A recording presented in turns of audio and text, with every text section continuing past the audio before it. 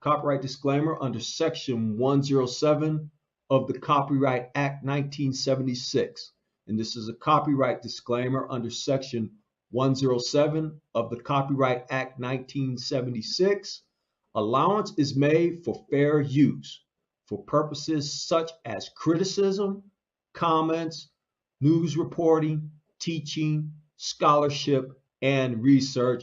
Fair use is a use permitted by copyright statute that might otherwise be infringing. Nonprofit, educational, or personal use tips the balance in favor of fair use.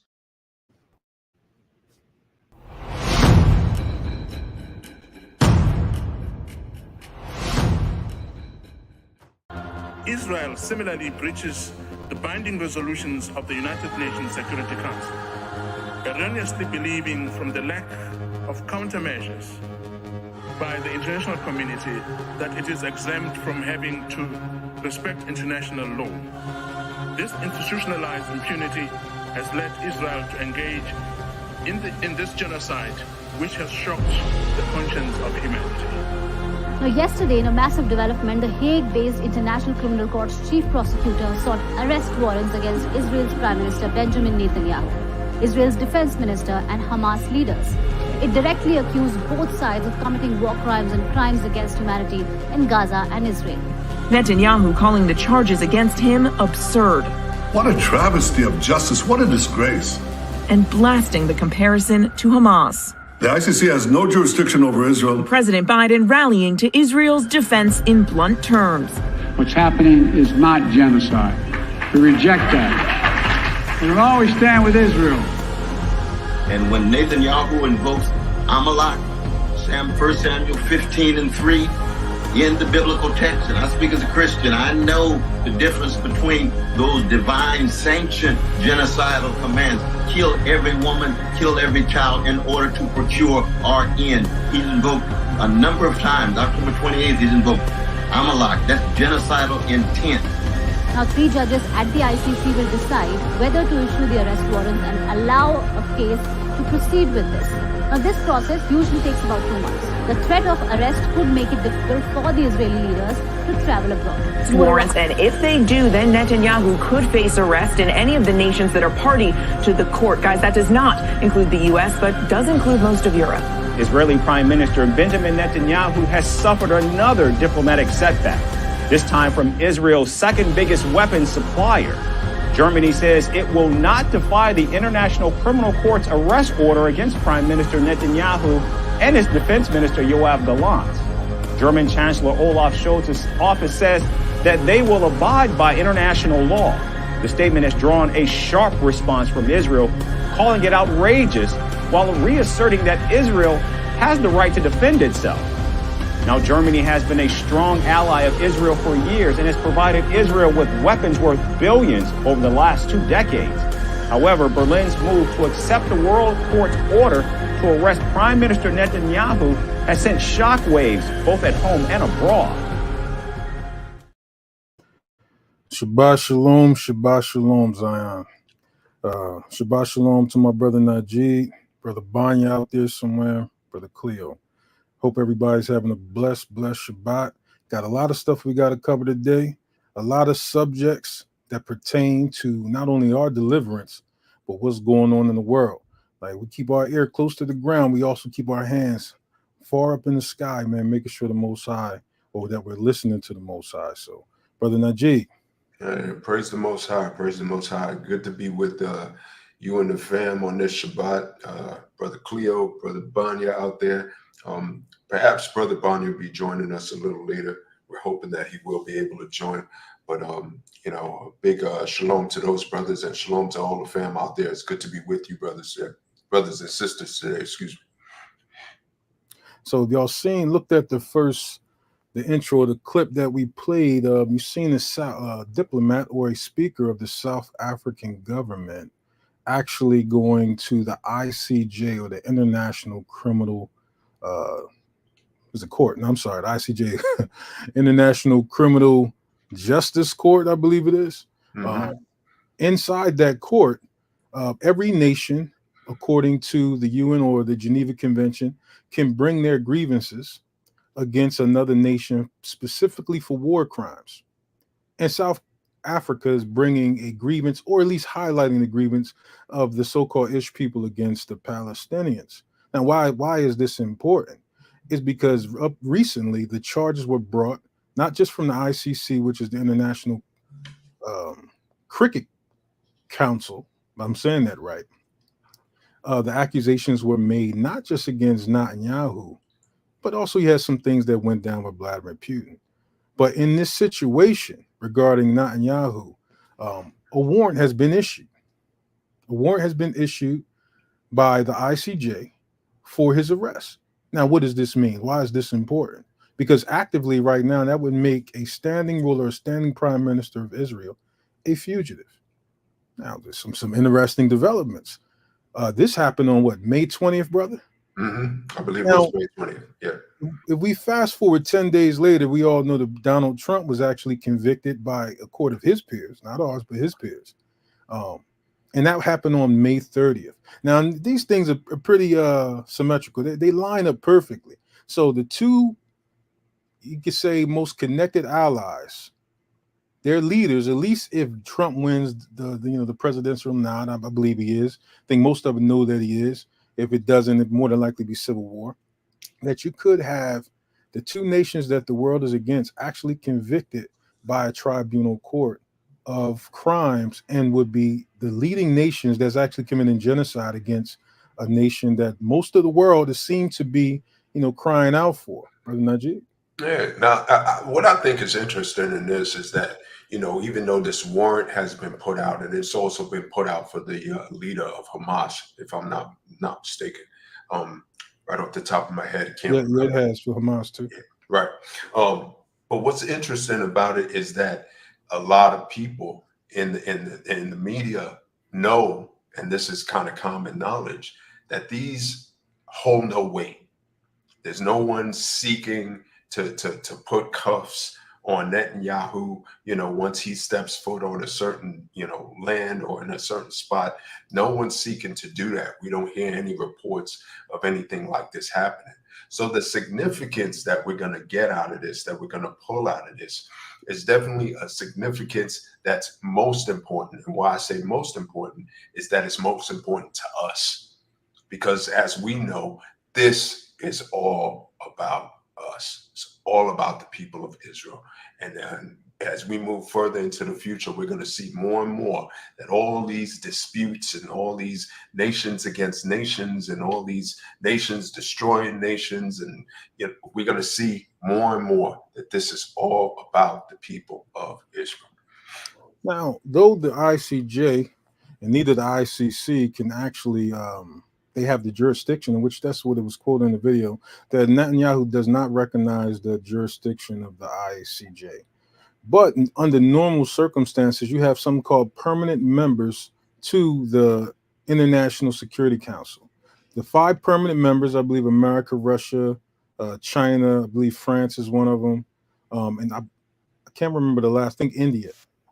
Those members, if they wanted to enforce, if say the ICJ and then the International Security Council wanted to enforce anything, those 5 permanent members, their military upon itself would go and enforce it. Now, obviously, they have veto power according to the measures and rules that if any one of the 5 permanent members veto any action against any country that has been convicted by the ICJ, no movement can be made. So obviously that's what happened with America. America is one of the permanent members, and obviously it vetoed any action towards Israel. Now, you have 15 total members, 10 of which can really do nothing. I believe that they re-elect who takes those seats every 10 years. But United States will obviously not go against Israel, particularly because they're pretty much joined at the hip. But what does this mean for us? Now, some time ago, me and my brother, we read an article. And if you look at our situation here, we've gone out on the street corners.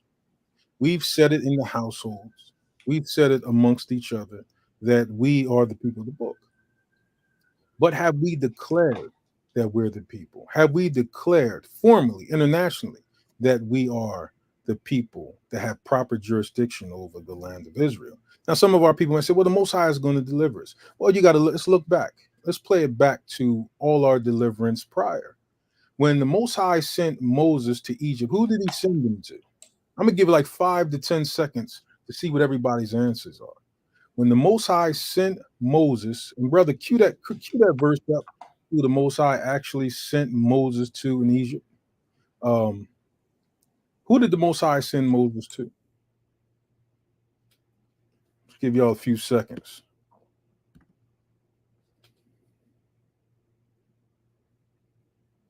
Now, brother, when you grab that verse, let me know.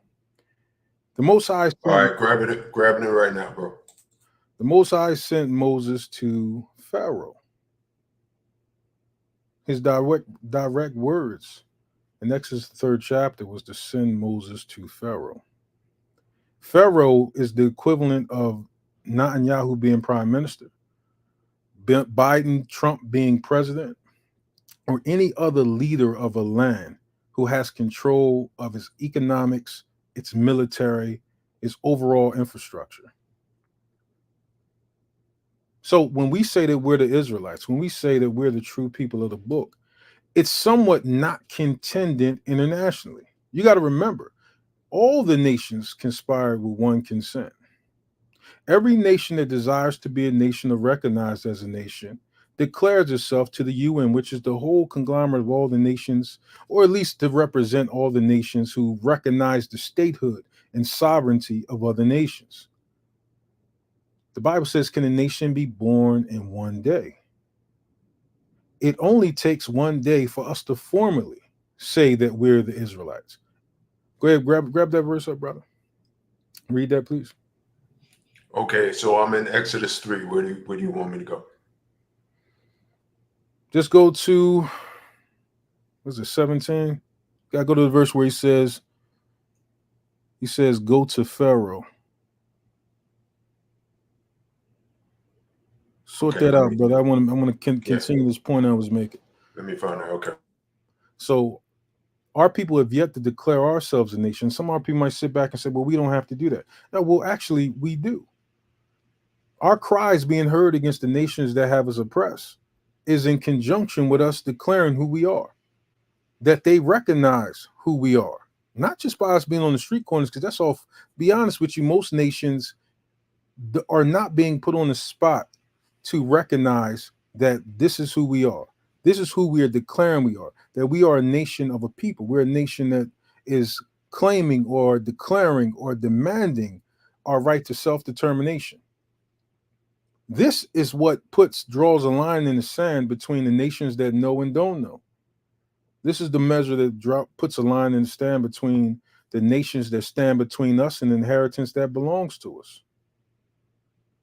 Right now, this is the measure that even the Palestinians had to take when they went to the ICC and the ICJ regarding the war crimes that's being committed against them by the current nation of, well, the Jewish people. We don't want to call them the nation of Israel because we're the nation of Israel.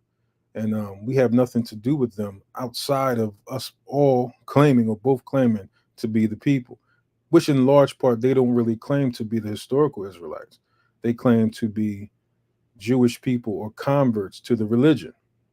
You got that, brother?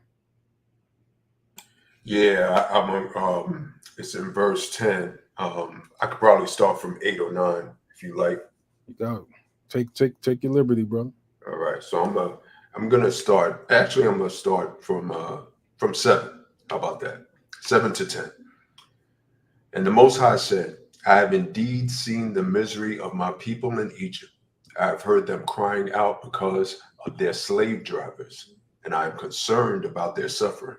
So I've come down to rescue them from the hand of the Egyptians and to bring them up out of the land into a good and spacious land, a land flowing with milk and honey, the home of the Canaanites, Hittites, Amorites, Perizzites, Hivites, and Jebusites. And now the cry of Israel has reached me, and I have seen the way the Egyptians are oppressing them.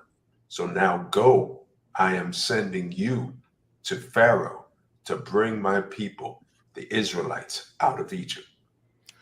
Masha was sent to Pharaoh. We go to the book of Nehemiah. We know Nehemiah was the king's cupbearer. In every situation, our people had to deal with the leaders of state that had to recognize who we were and what our rights were. You got to remember the decree that was set up by Cyrus for the Israelite nation.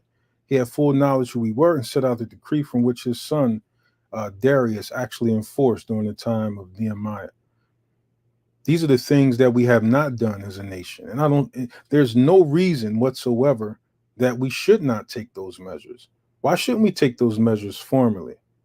That war crimes have been committed against us, that genocide has been committed against us, that slavery has been committed against us, social injustice, being miseducated, being disenfranchised, being separated from our heritage, not being reimbursed to the loss of life, loss of culture, loss of heritage. Why is it that we have not thought to do these things, or have we thought to do these things? Has it been done before, or at least attempted? Yo, brother, grab up that cue that work from Winston Churchill.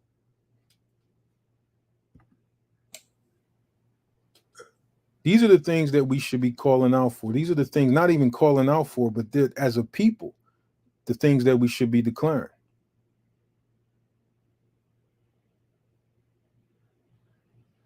These are the things we long should have done. Now that everybody that we know that goes out on the street corners goes to the churches, we've been online, everybody has videos, beautiful works of art that have been done in Premiere Pro and all that stuff. We've done it all. We've made it look nice and tidy, and now we've gotten the support of most of the world on these subjects, at least in the closet. We haven't brought it out to the light. We haven't brought it out to the international stage. We haven't yet to make an accusation in the ICC, the ICJ. Now we already stated that, listen, it's a token move per se. It's a token move per se. It's not like the nations can enforce it. But on our end, we know who can enforce it. Right now, we have yet to really declare that we are the people of the book. Let me know when you got that, bro. So with that being said, why wouldn't we take those measures? Why wouldn't we go to the highest hill, to the highest mountain, to declare that we're the nation of Israel, that we're the nation that truly belongs in the land? Didn't the Most High say that he would pluck out the people who touched the inheritance, the Most High, that he calls his people Israel to inherit? These are the measures that are happening right now when you look at the wars and the tensions between nations, between the nation of Israel right now and the so-called nations. If you look at the situation with Iran, which we highlighted a few weeks ago, about those tensions. We look at the situation of news that's not even being reported about Vladimir Putin, some of the threats he's made against the West, about the incursions that the Ukrainians have made into the Russian inland, and if they go further, that the West would pay for those things. Nobody's talking about the stock market, the economy, that just recently stocks were plummeting until the feds came along and said that the stock market is going good, that the economy is doing good. The cost of inflation or inflationary prices have not affected the economy. The economy is in good hands. All things that are lies, considering that thousands upon thousands of retail chains are being closed down, being even closed down as we speak. Matter of fact, I'm gonna queue up a quick video real quick just to look at some of that, but checking out the stock market, checking out the economy, all these things are happening according to how Revelation spoke about it. These things are happening right now while brothers and sisters is going to and fro, back to work, to school, going out on dates, enjoying the time that they're having inside our captivity. Sleep almost to the ills that are actually happening beyond those waters, beyond America. Our people are not recognizing the things that are happening in the present moment. And that's why some of these things will happen to us unaware. Bro, just let me know when you got that. Let me share my screen real quick. We're going to grab up this short video. I just want y'all to see. All right, yeah, you can go ahead and play the video. You said Winston Churchill. I think you meant W.E.B. Du Bois. Yeah, W.E. Du Bois. Yeah, Well, no you know the document I'm talking about. I mean, yeah. The boys, I was just making sure everybody else understood. Right. Go ahead and play the video, and then we'll cover that when it's done. Let me know it can be heard, brother. Has already closed. Yes. 40. Yes, we can. I want y'all to listen to this very carefully. For those who say that inflation is not affecting the economy, that the fact that something you paid $1 maybe in 1913 is $100 now, that this was just a concern a few days ago. That's why stocks were plummeting on the NASDAQ, on the SPY, on the QQQ. Stocks were going down, and all of a sudden it gets a shot in the behind by the feds, and now they're shooting up. I'm talking about record highs. All those things are an illusion. Of its restaurants. UPS is cutting 12,000 jobs in 2024. Citigroup cutting 20,000 positions as well. eBay, why not?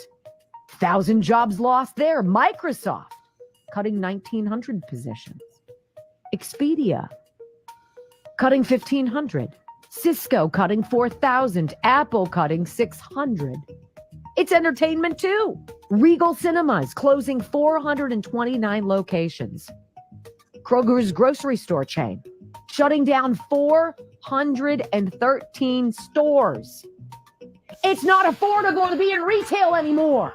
Foot Locker closing 400 stores by 2026.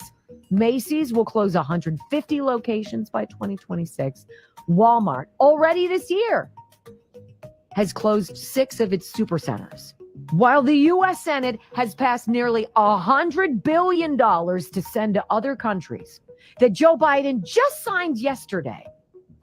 Most can't even find Ukraine or Israel on a freaking map, let alone Taiwan. We're paying money that we don't have as our economy goes down the toilet and American jobs die. Of course, we know we're going to ban TikTok so nobody can talk about it.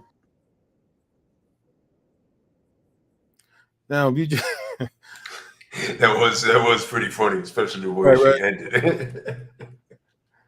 if you just look at those things, blessings, brother Eric Tinsley, and all the fam out there that spoke. Sorry, I didn't see it was queuing the vid.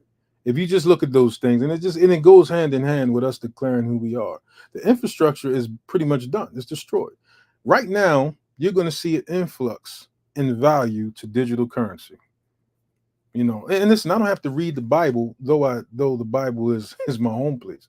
The Most High is my sanctuary. But you don't have to read the Bible to see that digital currency is gaining in value, in large part to the collapse of the dollar. Spoken of in Revelations. If you want to eat on that, the economic collapse can only be bailed out for some time, a short time, for digital currency. That's why Bitcoin is going up so much. Ethereum is going up. Dogecoin, and then you have a multitude of plethora, even of more digital currencies that's gaining value right now. Companies like BlackRock putting their money behind Ondo and Jasmine, digital currencies. It's a reason for that. The dollar is collapsing. It's an illusion that you see that the economy is supposedly doing good. That these companies, the NASDAQ, the S&P, the QQQ, the SPY, all these things going up, being pushed by the federal government to record highs, just after concerns of inflation. The thing that separates us from this scenario is that right now is our time to declare who we are. The billions of dollars that's going to other nations belong to us. And reparations in every other form that we can call on. The 400-year prophecy, the 400 years is up. Our declaration of who we are and what's owed to us at a point now where it should be demanded. And any other measure that was taken prior to our day was a step to our day. You got that, brother? Oh, yeah. I'm gonna bring that up and talk about that in a second. I did just kind of want to, just talk about a little more what you just hit on. All this cash, all this money, right? All this promised money that's being spent right now. We got the war in Ukraine. We got the support of Israel. These things are being funded heavily by the United States. We also have something that we spoke about a little bit in the past. We got the support of Kenya going into Haiti to police Haiti. And I don't know if people have really been keeping up on the news about Haiti, but Kenya's actually over there. They're actually sending Kenyan police over there. Now, one thing that the United States said and made clear was they didn't like the optics. They didn't like the optics of the way it would look if the U.S. were openly involved. So what the U.S. is actually doing is they're funding the project. They're funding the Kenyan police and other police from other countries also, but they're funding specifically the Kenyan police to go over there and make order in the Haitian country. So the reason why I'm pointing this out right now is there's all these things going on around the world in which the United States are funded heavily with millions of dollars. And all of this money, we have to keep track of this because all of this money is what they owe us. And for years and years, when we've been talking about reparations, and as we go further into this, we've noted that the United States have never spoken so much about reparations, probably in the history of the United States since slavery, giving reparations to Israelites, to quote unquote Black people. But since all of this is coming up and we hit our 400 years, and it's what I said before, people, we got to remember that this is literally and truly all about us. And the more we look into this, we will see that this is all about the people of Israel. And it's a charge going forward, to show us, to openly show us that all of this money that they got to spend, they cannot spend on giving Israel what is properly owed to us. And so we got to keep note of that. Before I go forward, brother, you got anything you want to add? I just want to say one more thing, and in a minute we're gonna cue Revelations, the 6th chapter. This just to make the point in this show, biblically, scripturally, that with the fall of the economy, with the value of or the depreciation of products, goods and service, commodities, also comes after that with the economy collapsing actually comes war. That now all the death, all the fighting commences, because before the United States or even Israel will allow its own collapse financially in any other way, they will move on to start turmoil or World War III in the earth, which is testified in the manuscript. That as their money diminishes, their value diminishes, that now the next measure is to start war on earth.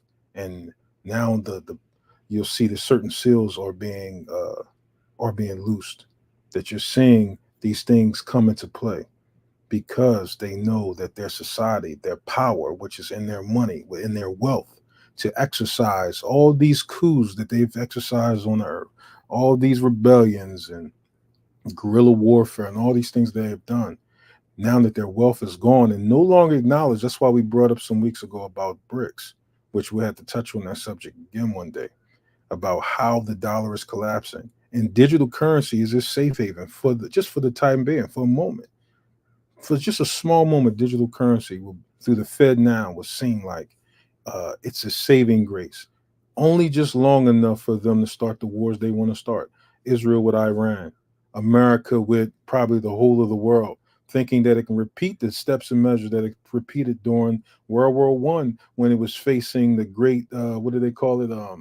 The Great Recession, and how they gathered and stole all the gold from the people and gave them promissory notes. And also they moved on to start those wars to bring back or revitalize the money issue in this country. But go ahead, brother. Yeah, no problem, bro. All right. So one thing I want to talk about, I'm gonna share my screen in a second. I want to know from the people in the chat if you ever heard of something called "We Charge Genocide." We charge genocide. So this took place back in 1951, and what this was a paper accusing the United States government of genocide based on the UN Genocidal Convention. Now, the paper was written by the Civil Rights Congress, and it was presented to the United Nations at meetings in Paris in December of 1951. So there's a few things I want to touch on this particular thing. And I'm going to share my screen right now. And just let me know that you can see that. Brother Lasha, is that on the screen okay? I'm going to assume that it is. Brother Lasha probably stepped away for a second. So Actually, this is, I muted my mic, but I'm so good. oh, no problem. All right, bro. All good. All good. All right. So this is a book. It was written out, I believe, in 1970 by a man named William L. Patterson. And this is a book describing what was actually charged of the UN, the people who did it, and all the things that it charged. So I'm going to go over, we're going to look at, I know sometimes I got to stop presenting and go back in so that you guys can see that I turned the page. So give me 1 second. Sorry about this, fam. When you go to present, brother, go to present or share entire screen. When you share the entire screen, it actually flow with wherever you're going compared to picking on an isolated window. So do that one, unless you got an old girlfriend as a screensaver, and you know what people see that. You know? Yeah, man, we can't let everybody see that, bro. All right, so instead of just doing the window, do Chrome tab. Now, actually, when you go in there, just go to when you go to the present and you go to share screen, go to the far right and select entire screen, and that'll allow you to flow through the different windows if you want to do that without having to close one out. Now, the Chrome tab is the one where you got to close everything out. Gotcha. Okay, so I went all the way to the edge, so this should be able to kind of flow back and forth from where I was. Okay, you're right. I can see it changing. All right, perfect. Thank you, bro. All right, so this is inside the book that was actually written. All right, now I just want to go through some key points here. I'm just going to scroll down and just read you part of the opening statement. All right.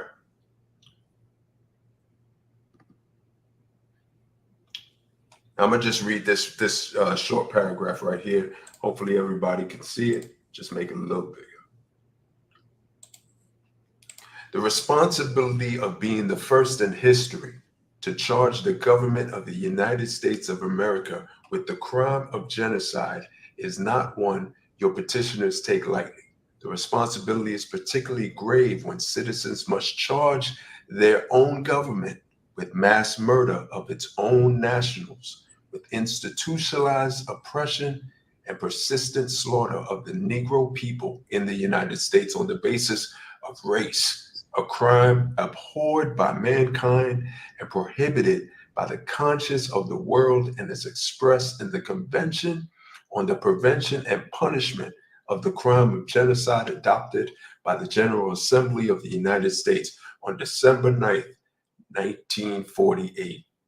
December 9th, 1948, kind of brings us back to the 1948 people, right? But the reason why I'm bringing this up mostly, and I want to go through some more stuff in this book because I think it's important, is that we've done this before, right?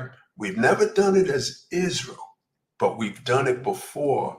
We brought something to the United Nations to say, look, we are being oppressed. Look, there's genocide happening on our people.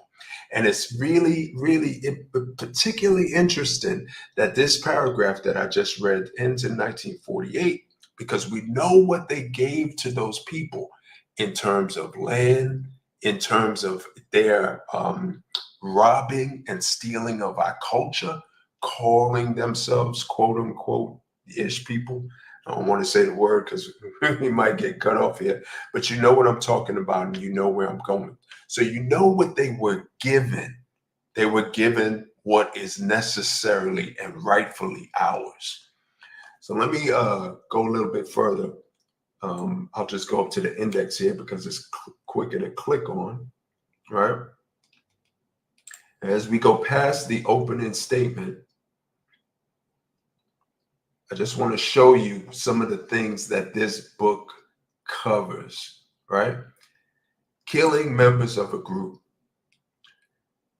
Your petitioners will prove that the crime of which we complain is in fact genocide within the terms and meanings of the United Nations Convention providing for the prevention and punishment of this crime. We shall submit evidence tragically voluminous, of acts committed with intent to destroy in whole or in part a national, ethical, racial, or religious group as such. In this case, the 15 million Negro people of the United States. Now, this is key, because now we can talk about the quote unquote 6 million, right? 6 million people that were destroyed, right? And I'm going to use the word destroyed in another land, not even in the United States, that we are constantly prompted to take note of. We are constantly prompted to take note of what happened to them and why they were given that 1948 promised land and a restructuring of their culture that they were given. Something that is ours, that we were never promised, that we even went to the United Nations to grieve for, and still not given what we're promised. But let me make this small comment, and we're actually going to queue some video up on the exact point that the brother just made regarding the situation that's that situation that's highlighted amongst the Ish people as a means for their connection to the Bible, or to say that they're the ones who are supposed to inhabit the land, in comparison to the hundreds of millions of our people who died through the transatlantic slave trade. And just to make this quick connection is that I believe that the Jewish people, they cite Ezekiel, I believe the 22nd chapter, around the 20th verse, regarding going into furnaces of iron, and the Most High saying, I shall melt my people, or melt them. And we know at the Siege of Jerusalem, things like that did happen, and it directly references the Siege at Jerusalem. Not just the first one with Nebuchadnezzar, but also the one that later on happened when the Romans sacked Jerusalem. But when it talks about the iron furnace, that is particularly a reference to our slavery, when the Most High brings up that notion, which you see in Deuteronomy to 20th chapter, that the iron furnace, or that references to being burned, is actually in the servitude that he will put us in comparison to try to connect it to something else that happened to a people in the 1930s as a means to say, okay, we're the people who fits Ezekiel, the 22nd chapter. You understand what I'm saying, brother? Yeah, bro. Right. So you go precept upon precept. The iron furnace is a representation to our slavery. And in those historical events where we were dealing with the burning of Jerusalem and our people actually being burnt in those situations, those two connecting factors is talking about the biblical people and not a situation that we'll say has been said that had happened later. Go ahead, bro. Mm-hmm, mm-hmm. Good point, bro. Good point. So I just read the first paragraph of the killing members of the group, which was brought in. Let's go to another one. Economic genocide. Just going to read this first paragraph. We shall offer proof of economic genocide, or in the words of the convention, proof of, quote, deliberately inflicting on the group conditions of life calculated to bring about its destruction in whole or in part. Now, end quote. Now, I could just stop right there for a second, because that is one of the key things, right? We talk about the genocide of people, like straight up killing of people. Many people will say that's what's happening to the Palestinian people in Gaza right now. Many will say that. But there are other ways to commit genocide. And I like the title here, economic genocide, because it shows deliberate intent to do harm outside of just basically opening fire on a group of people, or putting people on slave ships, if it will, knowing that many of them will not survive in the journey, that kind of thing. So economic genocide is one of the key things that they did, and one of the key things that they brought to the United Nations with this petition, in order to say, we deserve either reparations or we deserve something. Remember, key point, 1948, and what those people were given instead of what we were given. Let's go a little bit further, because there's more here. Emasculation of democracy. Now, what does that mean? Let me just read this paragraph real quick. We shall show more particularly how killing members of the group in violation of Article 2 of the Genocide Convention has been used to prevent the Negro people from voting in huge and decisive areas of the United States in which they are the preponderant, had to get that word out, preponderant population, thus dividing the whole American people, emasculating mass movements for democracy, and securing the grip of predatory reaction on the federal, state, country, and city governments. Now, I'm gonna just stop right there. Now, there's another way that you commit genocide on a people, or you oppress a people, and that is with not giving them rights, or telling them that you don't have this right because, right? And when we try to exercise the right, let's just say to vote, and let's forget for a second today's world, in which most of us, I assume, can speak for myself here, I wouldn't vote even if they paid me right now, because I know it does and means absolutely nothing. Certainly means nothing for our people. But Brother Lasha, you wanted to say something? Oh no, I was going to wait till you were done. But when you get it after this part right here, can you grab that part up where it talks about the hurdles that were put in place over I believe W.E. Du Bois, when he tried to file the fake paperwork, all those measures, when the United States actually denied the wrongdoings of the 400 years of slavery, the economic injustice, the denial of voting rights, to any amount of self-determination and sovereignty. Remember, it was a certain portion within that document that talked about that. Mm-hmm. And that's a good point, bro. Let me just go right there right now. Give me 1 second to pull that up. Right, because it's actually challenged. They actually, when this document was filed, when W.E. Du Bois went to file through the Genocide Convention about the situation that our people were facing, America actually disputed that we had been treated to the degree that we've been treated in this nation. Also, just to dispute that we went through the things that we went through. Now, and this is actually preposterous when you think about it, that they would deny, but they actually did. They denied that we were being murdered. They denied our economic struggles. They denied our educational struggles. And they went through great lengths to try to prevent W.E.B. Du Bois from filing the paperwork, which ultimately didn't make it to this destination. Sound real similar to another situation that we highlighted with the Haitian president when he moved to have reparations filed for Haiti. A mere $20 billion? I believe it was 20 billion he filed for Haiti to rebuild his infrastructure from the French government, and the United States setting coups to destroy that situation, ultimately where he ended up getting expelled from Haiti or had to flee Haiti.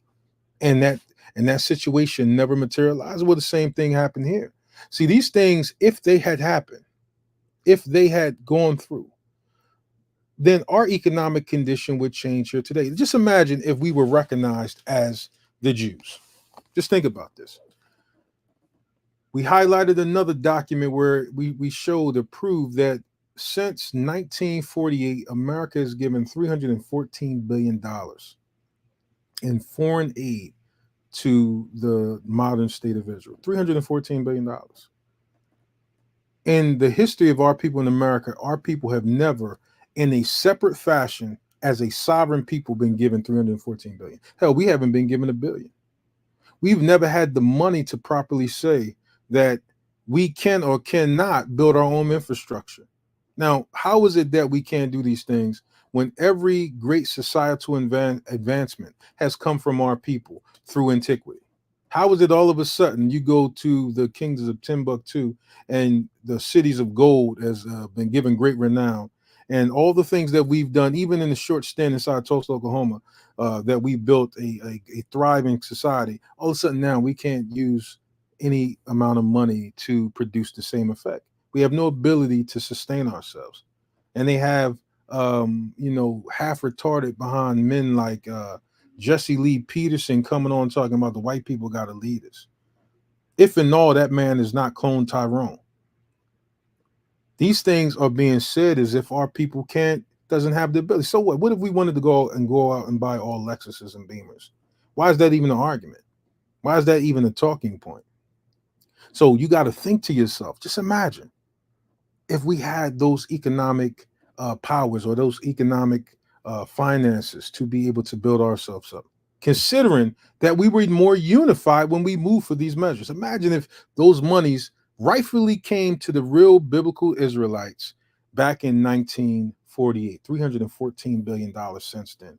Countless other monies that went to the current state of Israel through the church, religious organizations, the Red Cross, and all the donations they get that probably would number, I don't even want to say probably, but would be in the trillions if we had those monies coming to us to rebuild what was stolen. You have some people that say that we're not in slavery right now. I've heard, I think Ted Kennedy, or it was another one particular guy, I can't remember his name, but he's like a Christian apologist. And he said, well, black people aren't in slavery right now. This is the end to that argument. What's my name? Anytime my name is not attached to who it was in antiquity and my right to nobility, the argument is shut down. Anytime your last name is Johnson or Robinson or any of these names, the argument is shut down whether you're still in slavery because you're still named by him. So how can these arguments, and that's the equivalent of what we're about to show in this document, that they still deny that we are suffering the effects of the current condition we have. If you got that, brother, I'm sorry, I didn't mean to go on slow. Yeah, no, that's good. And great points. So it's written here, and I can see that everybody can see that now. Thanks for that pointer, bro. Now I know how to do this. Could just add everything in here. I'm gonna make it a little bit bigger so we can see it. Now this is just a Wikipedia page, but I'm gonna just scroll down, and I just want to point out real quick, this is W.E.B. Du Bois. I don't know why our brother said Winston Churchill earlier. But anyway, I'm gonna go down to the delivery section. I'm gonna just read this real quick. Now, before you try to throw that shout out there, I'm gonna say why. Winston Churchill. Because a lot of Negroites are still acting like they on Churchill. So that's why I said that. You know, we can't separate from Churchill that have us disenfranchised. So I kind of got thrown off by the name.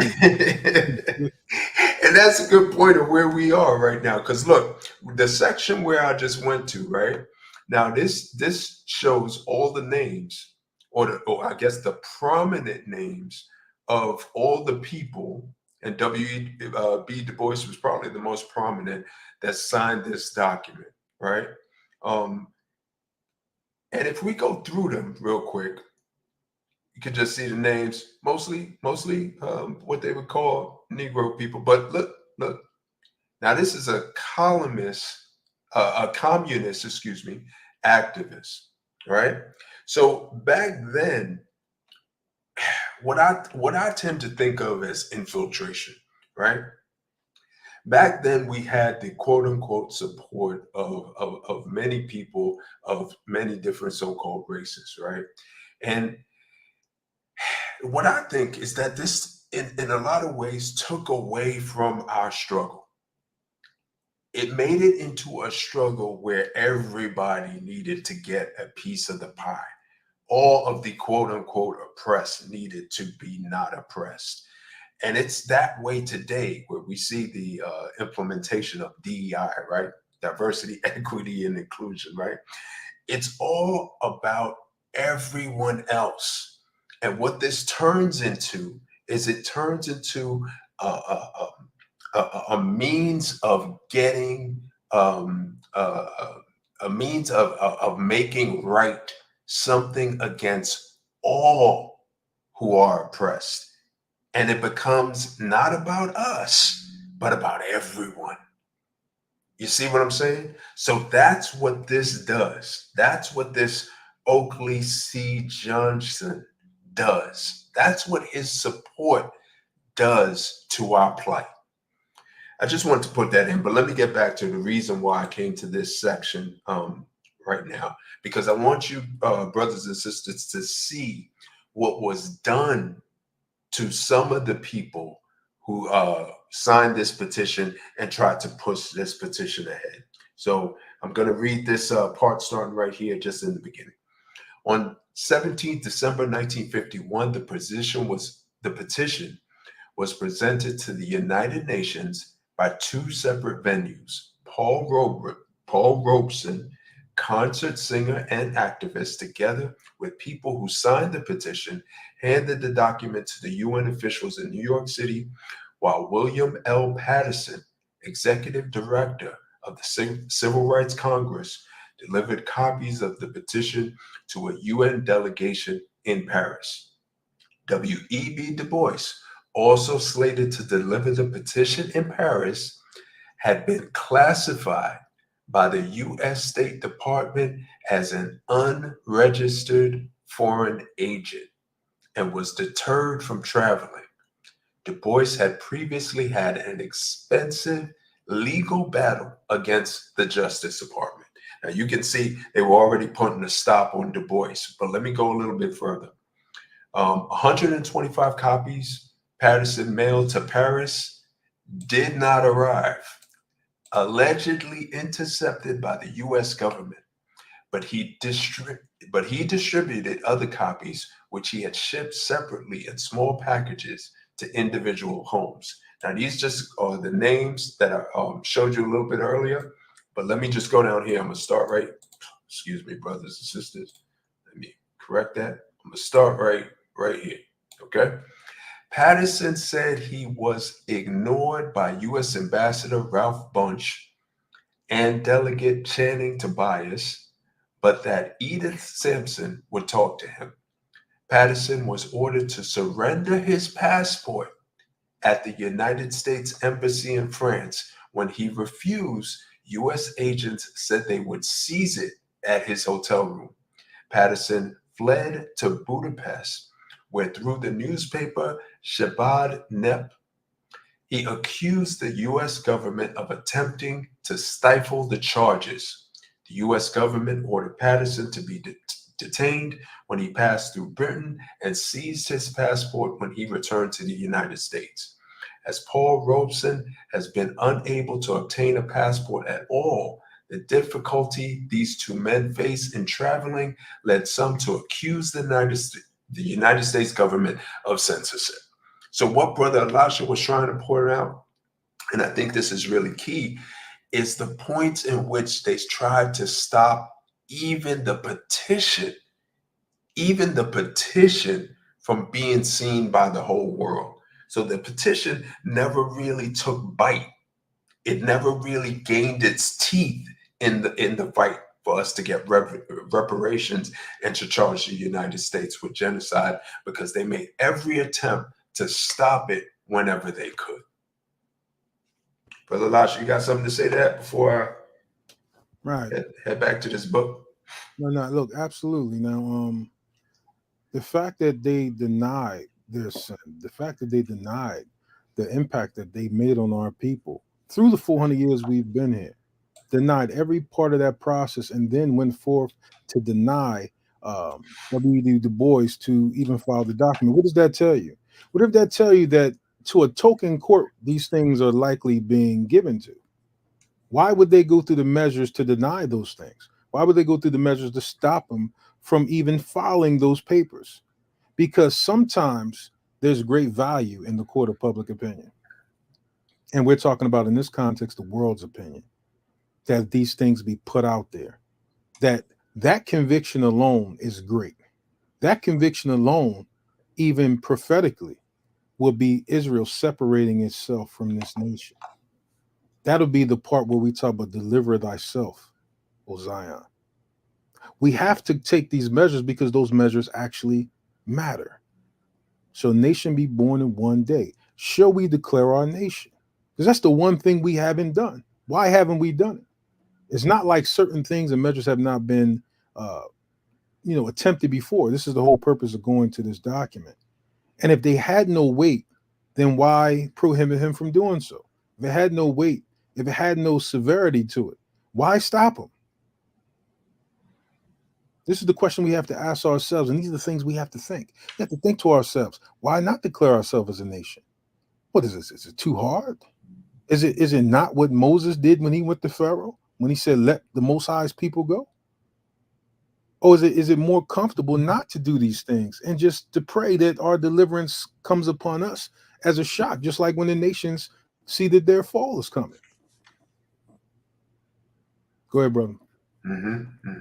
Good points. And the whole reason for kind of going through this point right now is to say we've done this before, or it's been done before. It just hasn't been done as our nation of Israel. And the point that Brother Elisha brought out before when we read the scripture in Genesis is that we need to go to the quote unquote Pharaoh of today as the nation of Israel, right? Because we're not going there as Black people. We're not going there as African Americans. We're not going there as Afro Americans. We're not going there as Negro Americans. Whatever name we've taken on now, whatever byword they want to call us now, because it will be the same in all. What we need to do now, at some point, after this 400 years are up, because they're up now, at some point is to go and to say, let us go. Let the people of Israel go. Now, let me just go down, because I think there's a little more. This talks about the Negro petitioners, talk about the humanity denied and mocked, and it goes on. I'm going to actually copy this and put it in the chat for you brothers and sisters to kind of go check out when you have a chance.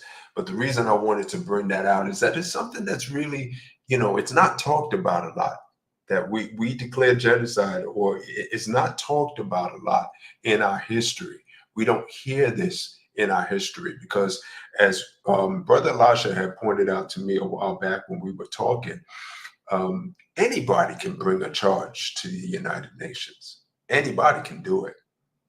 This is not something that is restricted to nations only or groups only. Anybody can actually bring a charge. And I think the more people we have and the more people that believe in the plight, the more power we have. And when you go to, a place like the United Nations as one person, as 5 people, as even 10 or even 50, they are quick to shut you down, right? They're quick to hide you. We saw what they did even to, powerhouses like W.E.B. Du Bois in the past. But when we go as a full nation, and when I say full nation, I mean we come together as a full nation. We got to put these things about the problems that we have with the camps aside, and all that stuff. We got to do that. We got to do that at some point eventually. But what a glorious thing it would be to gather together as people who have discovered that they are Israel and take our plight to the world stage, to United Nations, the Pharaoh of today, and say, let us go, so that we can serve the Most High. I'm gonna, like I said, I'm gonna put this in the chat right now. For you brothers and sisters to take a look when you have a chance. And Brother Lasha, you want to go ahead and show that video now, unless you have something else to add here. Yeah, we actually got a couple things. I actually want to show a clip from a video we did way back in 19. Well, I'm about to say 19. Actually, I believe it was 2014, where we actually said this in front of the White House. So let me go on and share that real quick. Let me know if you can hear it. Let me see if I could just make sure I get everything queued. There we go. Let me see. Are y'all seeing this video? I can see the video. Let me play it a little bit so I can tell you if we can hear it. Yep, we hear it. Yep. All right. So are you seeing it full screen? Let me just make sure it's full screen. I can't. Yeah, not seeing it full screen now. All right. Let me amp him up. 1 second. I just want you to hear the words. So it's not like these people are not afraid of these things. And this is one of why my other channel kind of got blasted. So we're just going to take a portion. I can't really do the whole thing. So just listen to this real quick. This is the Hebrew Israelite flag, the real flag. If you're not striving for the truth, the Most High is not fighting for you. Let's we go back to it again. If we're going to put a people in the land and set them up as a state, you tell me, if the black man in America is the real so-called Jew, the real Israelite, and a country wanted to establish that nation as the blessed people, would it not matter if the so-called African-American man in 1948 was taken back to his home? Would it not matter if the black African-American man was given reparations for the 400 years of slavery and murder? Would it not matter for the condition that we suffer today if we were restored to our land, given our own economy, set up as our true nation, that we had a seat at the UN if we wanted such? Would that not change our condition? Is not the Jewish man the richest man on the earth right now? Does he not have his own military might and country? If the African-American man during the League of Nations in 1948 was given back his heritage, his land, would it not change his condition that he suffers in America today? Will he not be on the street corners? Will he not be on the street corners of America, selling drugs, being murdered, thrown in prison?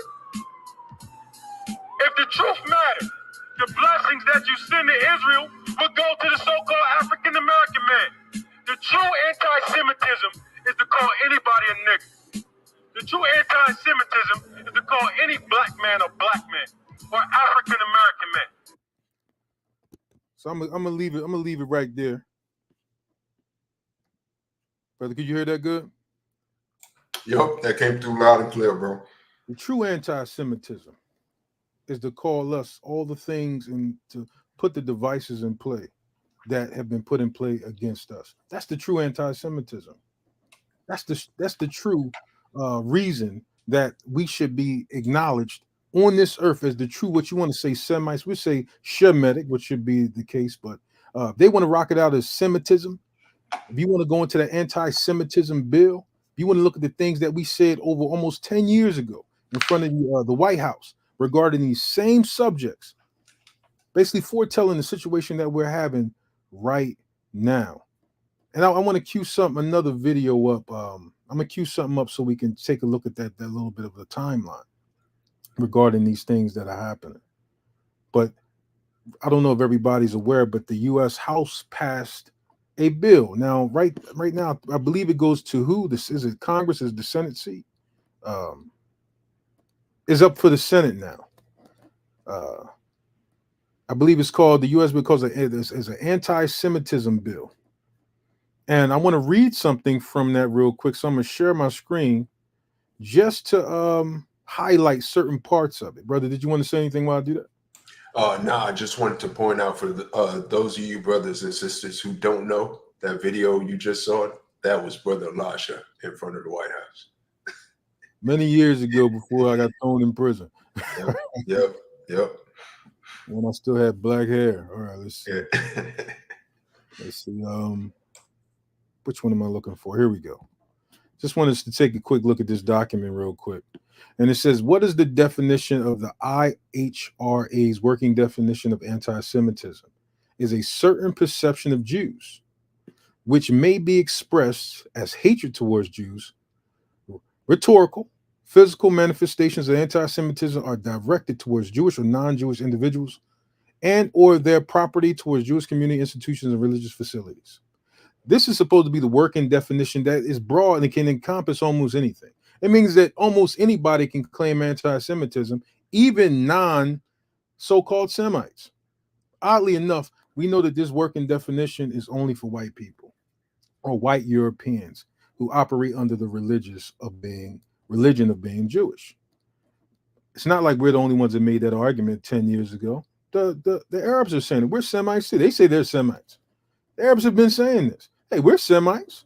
We're Abraham's seeds. We come from Ishmael. How is it that the working definition or the public perception of anti-Semitism, if indeed we want to call it that, is only for so-called white Jewish religious converts to our nation's what I guess they want to call it religion. So check this out. We want to play this real quick. Just give me 2 shakes of a lamb's tail. Brother, if you wanted to comment to that. No comment. You want me to hit the fair use before you do that? Yeah, you go ahead and rock the fair use. We Right. hit it already, brother. We excessive with the fair use, but rock it out again. Yo, they about to shut us down any minute now. No, I'm just kidding. I'll hit the fair use one more time.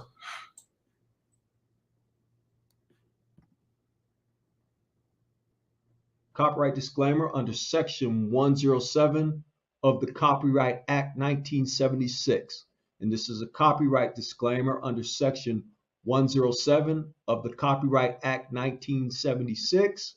Allowance is made for fair use for purposes such as criticism, comments, news reporting, teaching, scholarship, and research.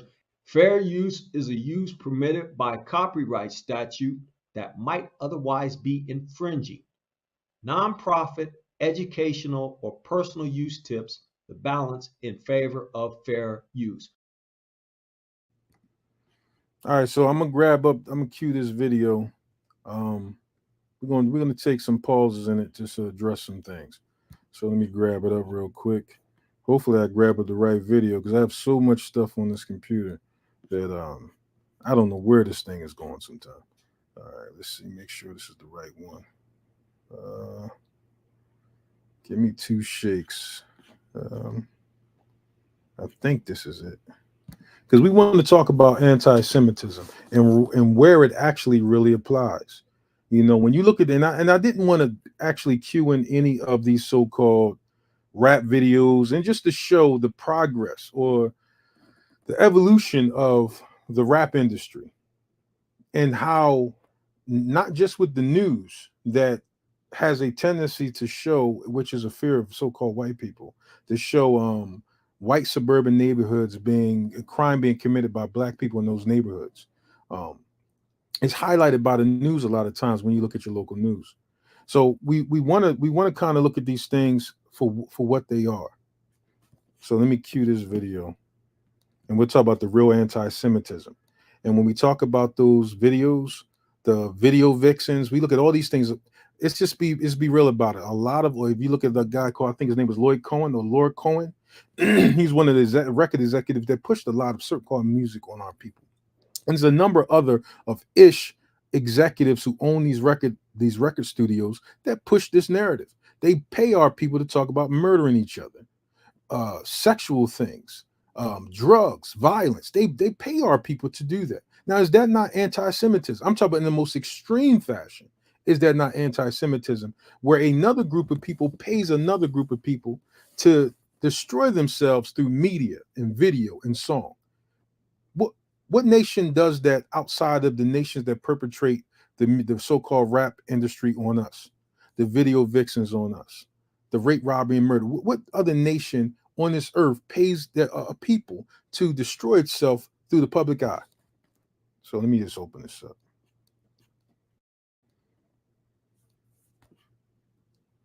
So it's like anti-Semitism, or more properly, anti-Shamatism. That's what it really would be called. Whom does it apply, and to whom is it misapplied? Like we have to ask that question. Who is it applied and who is it misapplied? If we just look at the broad definition of the words, whom actually is anti-Semitism being shown against? Now, Semitic, brother, you mind reading that definition of being Semitic? Perfect. Relating to or denoting a family of languages that includes Hebrew, Arabic, and Aramaic, and certainly ancient languages such as Phoenician and Akkadian. There you go. Thank you, bro. Constituting the main subgroup of the Afro-Asiatic family. Now, we also say relating to the peoples whom speak Semitic languages, especially Hebrew, Arabic. Now, in that other definition, relating to people who speak, as we know, you got Duolingo, you can learn any language that you want to. So we know that being Semitic is loosely connected to those who speak a language, just like anybody else who is multi, what do they call it when you can speak multiple languages?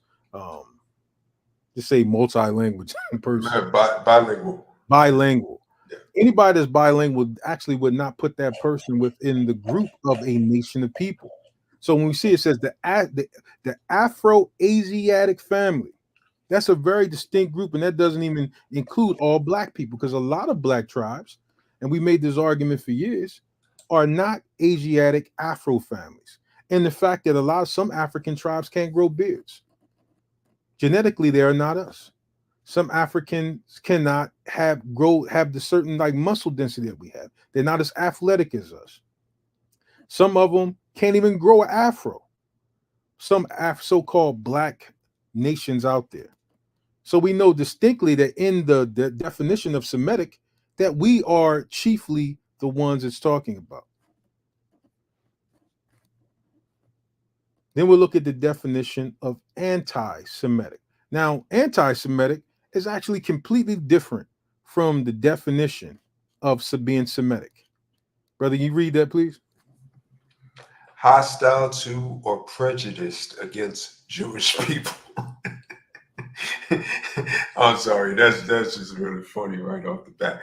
Anti-Semitic remarks were posted on the site. And that's an example of the definition. By definition, we are Semitic. We are Semites. So are these things anti-Semitic? So how is it that the definition of Semitic is like a gargantuan leap in difference from anti-Semitic? Hostile or a prejudice against Jewish people. Now, we know in the public eye, Jewish people is the so-called Ish people. That's who's identified as the Jewish people. And the thing is, by definition, anything with an Ish at the end would actually take away the validity of that particular nation being kind of something. But the law being passed that's about to reach the Senate will almost make it illegal to say anything about the Jewish nation, Zionism, their right to have a land. Now, mind you, we're saying that these things apply to us. We're saying that we need to go on the offensive that Anti-Semitism is talking about us. Everything that is being attached to us, not giving us reparations, is anti-Semitism. Did you know that any nation or that didn't give the Jewish people reparations in some form can't get government contracts in America? Why is it not the same when it comes to institutions of slavery? Why have they not been denied governmental funding? Why is these terms anti-Semitism being applied to people who are actually not Israelites according to the descendants of Abraham, Isaac, and Jacob, the three? How's it that they have all the perks and the money and the renown that belongs to us, and we have none of it? How can all these institutions that they profit off us be put against our people, and we benefit from none of it at all, but a people whom they bless, and they curse the real Israelites. They curse the real people who should be using these definitions or terms as anti-Semitic. Anytime we see a video where a brother is shooting another brother, we say that's anti-Semitic. What videos is out there where Jewish people shoot other Jewish people? What videos out there where Jewish people are singing or rapping against the ghettos that were supposedly inside Nazi Germany? Or anything else? Where's those videos at? Why is it always a preponderance or a great degree of videos and media showing our people doing things that degrade our people? We're saying that all these things are anti-Semitic against our people, that the true definition of it will apply to us and all the institutions that go against us. We should hijack slave ships. You went to Nazi Germany on slave ships? We came from Nazi Germany. Was that slavery? Some of my grandparents from Germany, from Hungary. Was that slavery? That was genocide. Genocide, slavery? Let me give you an example. It's not really my profession. Well, 100 million so-called African Americans died through the transatlantic slave trade. Is that genocide? Well, it's terrible. That's terrible. Huh? We all know about that. Thank God that it's much better now than it was. No, it's not much better. Not at all. No, because we're still in slavery. Now, when we were in front of the White House, this is just a clip from the video. When being posed with bringing up genocide against the Ish people, we posed that what about the 100 million people or hundreds of millions of people, for those who are getting touchy about just saying 100 million. The man couldn't say anything. That the hundreds of millions definitely trump any number that's being thrown out by any nation regarding the death toll of what happened to a people. Let's continue.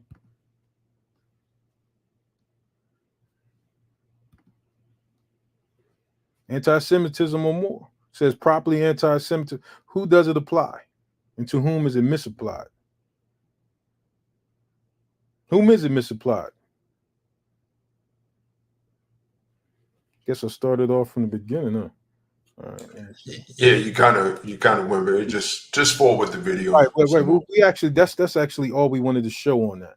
We wanted just to show that part is actually anti-Semitism. Matter of fact, I actually grabbed we grabbed the continuation to this part of the video, and I'm gonna grab up the other part. Okay. But the point is being made that everything that these Ish people have adopted as being anti-Semitic are terms. These terms apply to our people in greater value or greater measure. Brother Najib. Yeah, I just want to give it just a little clarity on something I kind of hit on a little bit before when I was talking about the We Charge Genocide petition that went out. And slave ships? You went to Nazi one Germany on thing, slave ships? We came from Nazi Germany. Was that 1 second, brother. Just gotta take the video down. no problem, man. No problem. If I can figure out how to change the video. Let me go ahead and do this. All right. Go ahead, brother. You got the mic.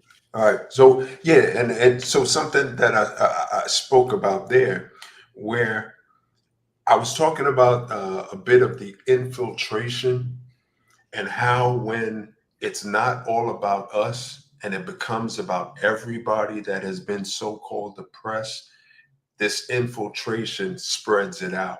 And so now they're able to remove the focus from us who have been oppressed in the United States to everybody whether we're talking about others in the United States or whether we're talking about the world.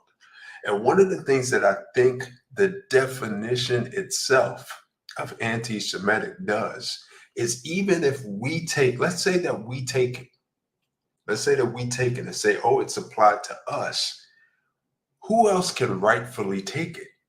There are others that are actually from Shem, descendants of Shem, who are not Israel.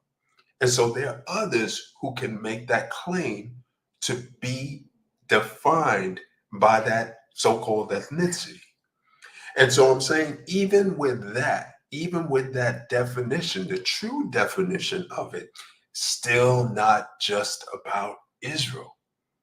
So the point I'm trying to make here is that they put so many roadblocks, so many hurdles for us to get over in stealing our name, our culture, removing us from our land, removing us from our language, dispersing us as a people, not letting our men and women be together so that we can build our nation. They've taken so much from us that it's a climb back.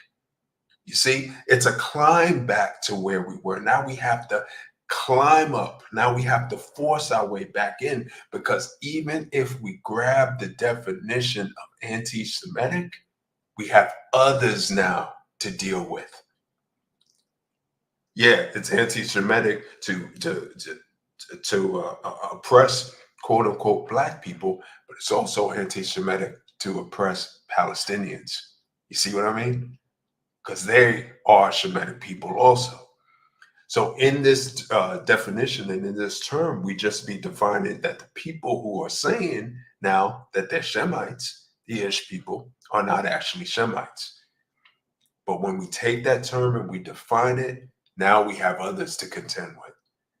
We need to get back to this point where we know it's about Israel, and we're talking about Israel, us, the people of Israel, not just Shemites, the people of Israel. You got that video pulled up, bro? Yeah, brother. We're gonna cue this up and just finish it out. Okay. All right, so The transatlantic slave trade, is that genocide? Well, it's terrible. That's terrible, huh? We all know about that. Thank God that it's much better now than it was. No, it's not much better. Not at all? No, because we're still in slavery. We're still here. We're still here. On what Semitism is and what anti-Semitism is. It's really about learning the root words of where these come from and understanding that this is an African heritage that is also belonging to the people. Africa is in it, whether we want to dismiss it or not. So the claims of anti-Semitism and who are the original chosen people of God, and we go into these religious conversations and it's a big no-no. But by posting Move what on, you next did, question. anybody Do is you going guys to have look any more at questions it, for and me? they're going to say, You guys have any more does he have questions? Because this is going to be a clip. beliefs? This is going to be a clip that he's going to marvel at. Yo. now I just want to say something to that, is that when Kyrie Irving was going through that situation, even Kanye West, it's to call us anti-Semitic against ourselves is the equivalent to call us racist for calling each other nigger. And that's the part that we're not making the connection to, is that we're allowing this narrative that our people have to defend ourselves as being, and how can we be anti-Semitic when we're the true Shemites, when we're the true Hebrews, when we're the true Israelites? When you go down to those definitions, they finally go down to Jacob and the 12 tribes. We are those people. But somehow the earth that's spinning with now it's turned good into evil and evil into good. In this dynamic, we're actually being accused of being against ourselves, while other people perpetrate as they are that they are us. You've never seen them go say, hey man, this person calling each other a nigga. Two Black people saying that.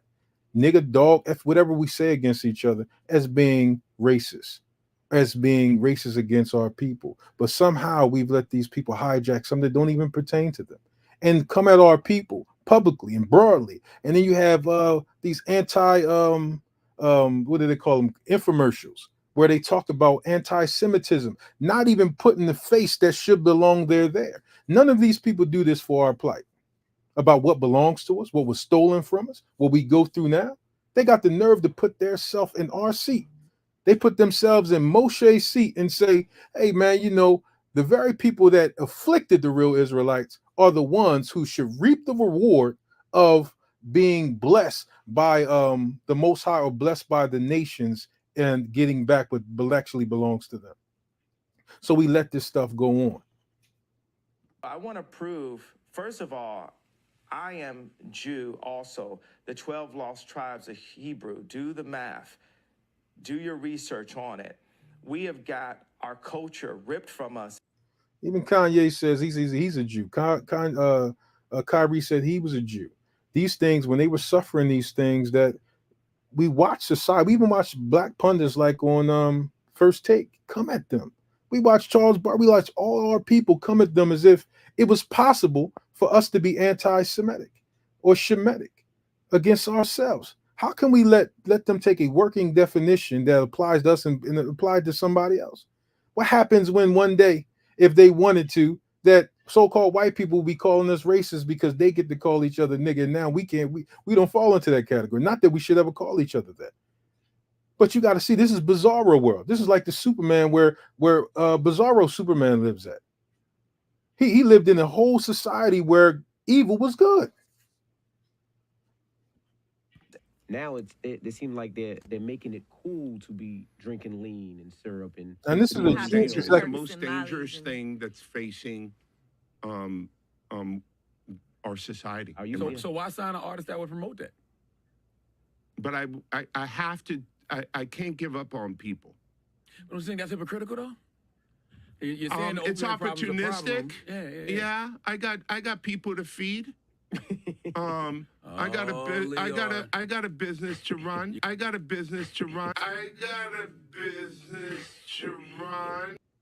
Now, this is Lord Cohen, who's notorious culture vulture, destroyed the Rockefeller and Jay-Z and Dame Dash. We can care less about that dynamic, but this is an ish person. This is an ish man. When it came to talking about promoting lean and pills and all these things inside records, and paying our people to do so, he said he got mouths to feed. He got a business to run. Is this not anti-Semitic? Is this not an anti-Semitic measure? If we put it in reverse and said what he just said, would not the world, or at least the white European powers that push that bull crap, would they not come at us with the fierceness of all the media outlets that they have? How can this man say that he literally pays our people, being an ish person, and say, I pay your people to talk about things I know is destroying America? But you got a business to run. But you got mouths to feed. Is this not anti-Semitism? I ask our people this. By the true definition of the word, if we be the true Shemitic people that go down into being the Hebraic people, that go, or Abra Yasharel, we be the true Israelites. Is this not anti-Semitism? Why is it that our people don't throw these things back? I know you are, but what am I? Why don't we just throw that back at them? I know you are, but what am I? Every time they say it, why don't we say we're Semitic? I know the celebrities can't do it. I know they can't get on and say, well, I'm Shemitic. What are you talking about? What about when y'all say let nigga run in movies? Every Quentin Tarantino movie got nigga 1,000 times along with an F you. Why is that not anti-Semitism? Why nobody says anything? You know why? Because we're not saying anything. Every time these people come to us talking about anti-Semitism, we should say, well, saying nigga is anti-Semitism. Rap music is anti-Semitism. Portraying our people in a negative, evil light on the news and so that's anti-Semitism. Not paying us back reparation is anti-Semitism. Saying that we're African Americans and not the Israelites is anti-Semitism. Everything that to say that we don't have a right to self-determination is anti-Semitism. Every time they throw that out there, why aren't we not saying it? Why don't we have t-shirts saying nigga is anti-Semitic? African American is anti-Semitic. Being called black is anti-Semitic. Called Negro, anti-Semitic. Why aren't we throwing these things back at them? The very things. Why aren't we loading our gun with these things when they hit them with us? They should be ashamed to even come to our face to even say the word anti-Semitism when we are the true people. The truth is, Jewish folks have been one of the premier partners. And listen to this live right here. For Black folks in the United States to demand and obtain equality, rights, self-determination. Jewish folks have been killed, in fact, defending. Now, I just wanted to hear that last part when he said Jewish people have fought that we receive self-determination. Self-determination is when you're established as a nation of people. How could Jewish people say that they fought for us to have self-determination when that be completely contrary to themselves? If they fought for us to have self-determination, then we would be moving into the land. That $314 billion that Israel received from American and foreign aid, that would have went to us. Reparations, repatriation, name, all that, everything that comes with it would be returned to us. But he said Jewish people helped us fight for self-determination. This is the very thing that they're fighting against the Palestinians to have, is self-determination. Self-determination, that word right there is powerful. That's the part where the Bible says, "Shall a nation be born in one day?" That's nation building. That's nation coming back to itself. That's the resurrection of a people. The valley of dry bones. That's life being brought back to them. That's the Most High plucking out the people who touched the inheritance that he calls his people Israel to inherit in Jeremiah, the 12th chapter. How could the Jewish people help us establish self-determination, which would be contrary to themselves, seeing as though they stole our identity? Brother, did you want to say something to that? Brother Banya, shalom, brother. Peace and blessings. Hey, Brother Bonnie. Shalom, bro. Shabbat shalom, family. How y'all doing? Doing well, bro. Doing well.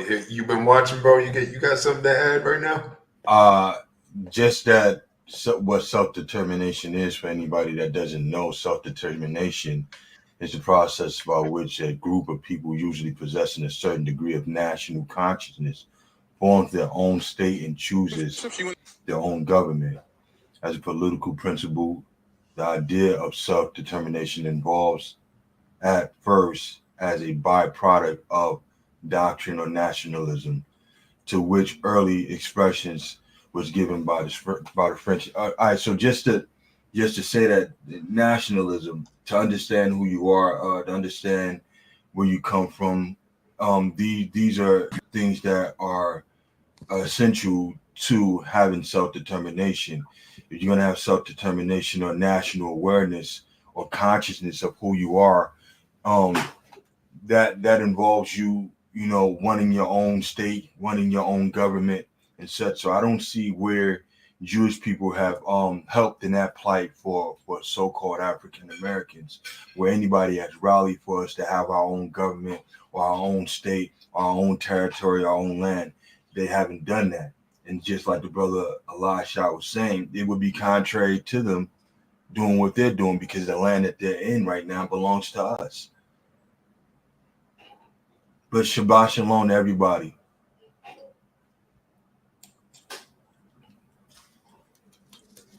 Good work, bro. Good work. Oh, yeah. No, good word, bro. Great to have you on, bro. I just wanted to say real quick, just going back to kind of Kanye and Kyrie. If everybody can just think back for a moment and remember when those two things were happening, when those two brothers came out and started saying some of the things they were saying and being accused of being anti-Semitic and so on and so forth. Remember what we did also. Remember what the Israelite community, a lot of us did at that point also.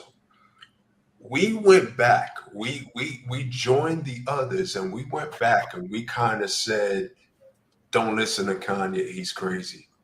Don't listen to Kanye, he's a devil. Don't listen to Kyrie, he's what I remember something about him having some parties with naked girls or whatever. We already went back into their history and found ways to say, don't listen to them. Again, delegitimize them. I'm sorry, bro. I didn't hear. We help delegitimize them. Exactly. We helped delegitimize them, and we went along with what was being done with that infiltration. And a lot of people won't see this connection. I see the connection. If you don't agree, that's cool. But there's something in the scripture, right, about Saul. And the scripture talks about Saul, and it says that there was a saying amongst the people that said, is Saul amongst the prophets? And when we look back and we see what Saul tried to do to David, Saul hated David. He had a hatred for David. He was afraid of David. He was jealous of David. He knew that David would eventually take over his kingdom, and he hated him. He wanted to kill him. And one of the things that the scripture said is that the Most High sent an evil spirit to Saul, right? And even through all the things that Saul tried to do to David, whenever David had a chance to kill Saul, he pulled back. Whenever David had a chance to kill Saul, he said, no. He said, no, I won't do it, because that is the Most High's anointed. And we need to take that, I think, as an example sometimes. And when we see these people like Kyrie and Kanye sort of rise up in what they're saying, we're not saying to follow them. We're not saying if they built a quote unquote church or an Israelite assembly that we're all going to go in and follow them. That's not what we're saying. But let's support our brothers with their voice when we know what they're saying is absolutely correct. We need to be able to give that support and say, this is correct, right? Is Saul amongst the prophets? This is correct. Don't touch the anointing of the Most High when they're speaking for the Most High.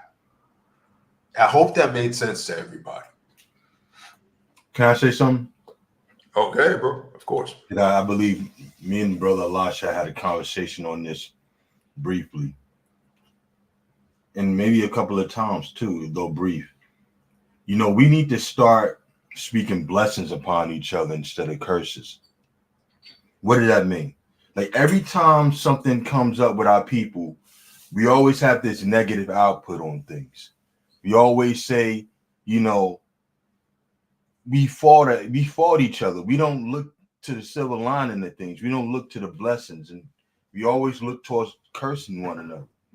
And it's deeply entrenched in our culture, where, you know, we'll say, oh, you ain't ish and you ain't never gonna be ish. Everybody didn't heard this in their family. Everybody didn't heard this where they didn't said it or someone didn't said it to them, you know, speaking curses on each other. The scripture says, those that bless you shall be blessed, and those that curse you shall be cursed. But that applies to us too. You know, that's why the scriptures say also blessings and curses should not proceed out of the same mouth. You know, we curse each other all the time with our actions towards each other, and more so with our words that we say towards each other. We always speaking a downfall on each other. The moment there's a disagreement, we want to speak about what the Most High gonna do to this person, the Most High gonna do to that person. Like, why do you speak that on each other and not on your enemies? You know, the Most High gonna do this to you for not doing this. And, you know, why are you wasting your curses on me? Put it on the enemy. Put it on the one who oppressing you, right? But we do this all the time, man. We see people that we disagree with in one instance or another, and we throw curses on. We threw curses on Kanye. That's what we did. We said, yeah, this brother ain't this, he ain't this, he ain't that. He a devil worshiper. You know, none of us know Kanye West personally, but we said it. We said what we wanted to say about him. You know, and we need to stop that. We need to stop speaking curses on one another. Start speaking life. Start speaking blessings on each other. Because all the negativity, man, that's all you're going to get if that's all you're going to speak. Curses is all you're going to get if that's all you're going to speak. Speak blessings on each other. Speak life. Speak positivity. You know, speak determination. Because we can't plan and do nothing without it. But that's all I want to say. Now, just to double down, and great words, brother. Just to double down and even expand upon or add to what the brother was saying. Your blessing and cursing is greater than anybody else's on the earth, because the Most High views you as the apple of his eye. So your blessing and cursing on each other has more weight than anybody. You know, the other nations have no ability. We look back to the story of Balaam. Balaam had no ability to curse the Most High's people because the Most High had intent to bless us. There was no curse that can be put on us. So what did Balak do? He went forth to have us to commit adult or fornications with their women. But to say this is that the people, our people, serving the Most High, there is no curse that can be put against us or put on us. But the fact is that when we speak, it carries more weight in the earth than any other nation on earth. Part of the reason why we're in this degradation is because of the curses we speak on each other, because they carry so much weight. But who we were told to curse was in Psalms 148, when it says, he gave the honor of the saints to call upon the judgments written. These were the ones we were supposed to curse. These were the ones we were supposed to pronounce the judgments of the Bible. And the Bible says, this honor have all ye his saints. Brother Bond, you mind grabbing that up? Yeah. This honor have all ye his saints. So instead of cursing each other, we were supposed to curse the nations with the judgments written in the Bible regarding our people. Not place those curses on our people. Now you got all types of our people running around in witchcraft and all types of things, dealing with unclean spirits. But it goes back to the argument that we have to declare our self-determination. We have to declare a nation, like it says in Isaiah 66, chapter 8, verse. Brother Najee, grab up Isaiah 66 and 8. Got it, bro. No problem. I'm trying to find it. I think it's Psalms 148, if I'm not mistaken. In fact, it might be 149 if I'm missing that. I think it's Psalms 148 though. Want to do Isaiah 66 verse? Yeah, go ahead and grab that 66 and 8, please. All right, I'm presenting right now. Yeah, I'll read it from the top. Yeah, I think it's 149 when you get a chance. Yeah, you got it. All right, so it says in Psalms 149, praise ye the Most High, sing unto the Most High a new song, and his praise in the congregation of the saints. Let Israel rejoice in him that made him. Let the children of Zion be joyful in their king. Let them praise his name in the dance. Let them sing praises unto him with the timbre and the harp. For the Most High taketh pleasure in his people. He will beautify the meek with salvation. Let the saints be joyful in glory. Let them sing aloud upon their beds. Let the high praises of the Most High be in their mouth, and a two-edged sword in their hand, to execute vengeance upon the heathen, and punishment upon the people, to bind their kings with chains, and their nobles with fetters of iron, to execute upon them the judgment written. This honor hath all his saints. Pray ye the Most High. All praise the Most High. So that's where our curses are supposed to go. That's where our judgments are supposed to go. That's when those judgments will come in full force and power upon the nations that afflicted us. Brother Najee, you got that 66 and 8? Yep. Hope y'all can see my screen. I'll go down to 8.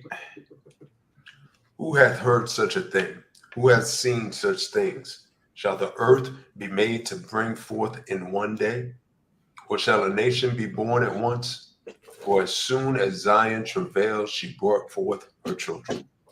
Along with the 400-year prophecy, a nation has been born at once.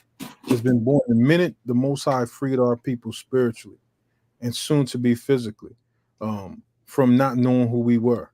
And that's why I'm gonna queue up the next sequence of videos on that point about who we were and where our names went. But we have to declare our nation. We're not exempt from that. There are nations out there that don't even know who we are in the earth. But I guarantee you this: the spirit of truth will come over the earth when we do declare it. There is no reason, not even in the camps, whether it be one IUIC, GOCC, ISUPK under General Yohan, and all these other brothers out there that I'm not speaking a harsh word against, casting no aspersions against our brothers, but every YouTube channel, every so-called African American that's opened the doors to a church should have no problem with us declaring our nation. It's against no Bible prophecy, but actually is affirmed in Bible prophecy that we should do as such, that we should declare who ourselves are. Like it says in the book of Isaiah, it says one shall surname himself or call himself Jacob and surname himself Israel. That right there is a declaration of name, of title, nobility, of who you are. There is no dissension in declaring who we are. And as these times culminate, like we were talking about in the book of in Revelations, the 6th chapter, when it talks about the collapsing of the economy and how war starts after. That's when blood is shed. And we're in the midst of that right now, I believe, after the 3rd seal. So let me rock this out. Unless you brothers want to say something before I cue this. No, go ahead, bro. I'm good. Now tell me your name.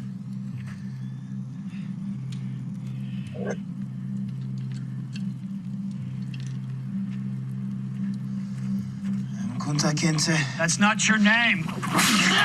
Toby's your name. Now what is your name? Say it.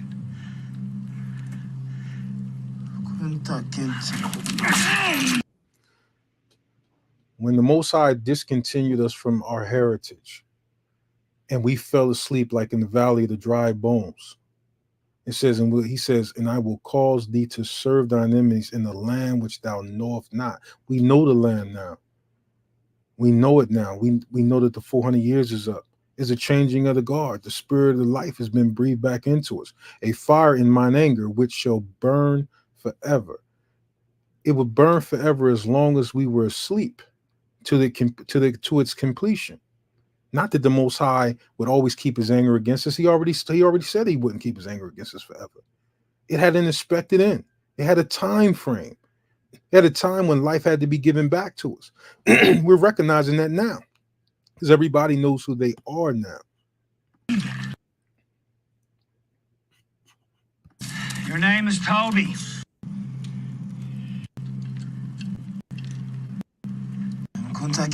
That's not your name. Your name. Now what is your name? We know that these things have happened now.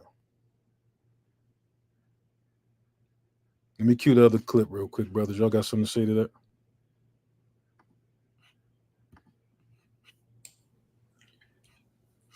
No, bro, just, yeah, good point made and good clip used. I know we all remember that. Remember that movie. Even though they used, Hollywood used this to kind of, I mean, there's a part of glorification in all this. It's a part of being used by Hollywood to kind of perpetrate a certain message to people. So I like to, take the use of this clip that we did and kind of separate it from what Hollywood actually did with this television series. That's what it was. It was not a movie. It was a television series. So that's all, bro. Now, I mean, we're going to check that clip out again because this is actually the one I wanted to cue. But these things that happen, man, our people started to recognize these things even back as early as the 40s, the 50s, even probably earlier than that. And you've seen the way our people articulate themselves regarding these subjects. So let's just rock this out real quick. Person were to say his name was Patrick Murphy, you would look at him like he's insane because Murphy is an Irish name, a European name, or the name that has a Caucasian or white background. And a yellow person, Chinese is a yellow man, and he has nothing to do or no connection whatsoever with the name Murphy. And if it doesn't look proper for a person who is yellow or Chinese to be walking around named Murphy or Jones or Johnson or Bunch or Powell, I think it would be just as improper for a black person. Your name is Toby. Now tell me your name. It even gives more power to this situation. Not that we're saying this is a true representation, but it gives more power to how these things came about. That's not your name. Toby's your name. Now what is your name? Say it.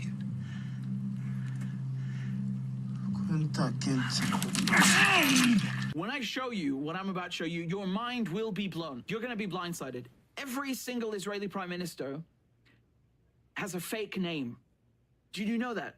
I was just talking about Ben Gurion. Do you know what his original name is? It's Grun, Gruen. He changed it to make it sound more Jewish and sound more Middle Eastern. Do you know what Netanyahu's real name is? It's not Netanyahu, it's Milkovsky. That's his real name. These are, remember what Israelis are. Israelis are European Jews. Now, I just want to pause that real quick just to say this. In the time that it took them to beat our names out of us, they resumed our heritage by taking names that were similar to ours. If you can see that. In the same token of beating our names out of us, even coming from the Africa and Sierra Leone and Ghana and those territories, to beat out a heritage name from us and then to go into the land and to change their own names from European names to names that sound familiar or similar to the land or the so-called Middle East. Behold, I will make them of the synagogue of Satan, which say they are Jews and are not, but do lie. They change their names just to sound like they come from that region, from that land. Look at them in the face, you can see that they're actually Middle Eastern or Western or from someplace in Europe. But they beat our names out of us, have us run around called by their made-up names when they came to America, Johnson, Jackson, Powell, and all those things. And then they say, okay, now we will take the land and we will call ourselves by names notorious or familiar to the land that we're confiscating. They don't come from Palestine, but they want you to make you believe. They want to make believe and make you believe that they come from this area, that they are indigenous to the land, that they're so Jewish, right? Even though they have no connection. So they changed their names. Here's another one. Moshe Sharat, his name is Chertok originally. You've got Levi Eshkol. Eshkol was Shklonik.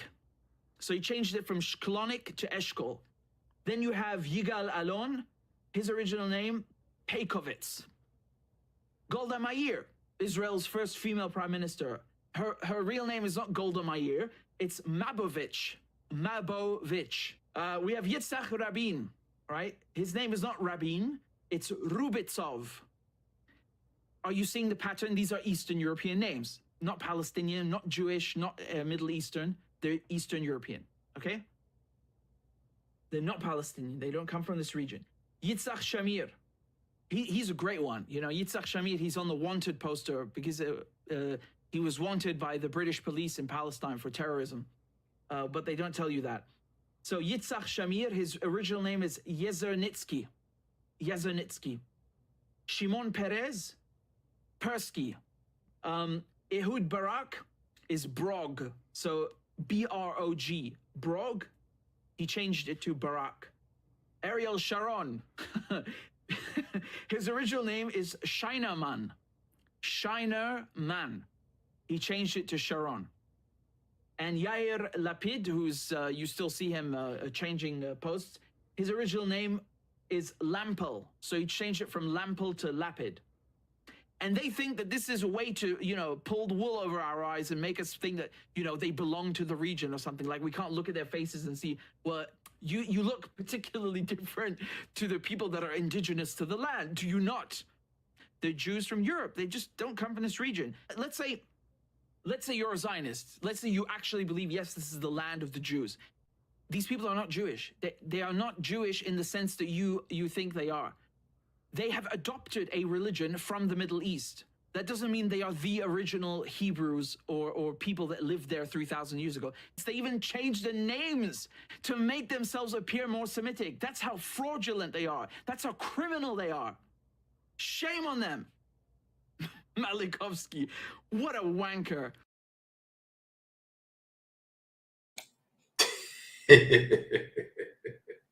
Brother, you actually found that video, which I thought was interesting, to the point that you still are names, and then you change your name to fit the region, at least according to the degree that you get. Do you want to comment on that? No. I was still laughing at the way he ended the video. I just thought that was really funny.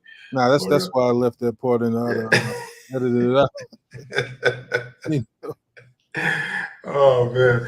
But these are things that's coming out. I saw a couple people in the chat just referring to 2024. I'm gonna just highlight this right now.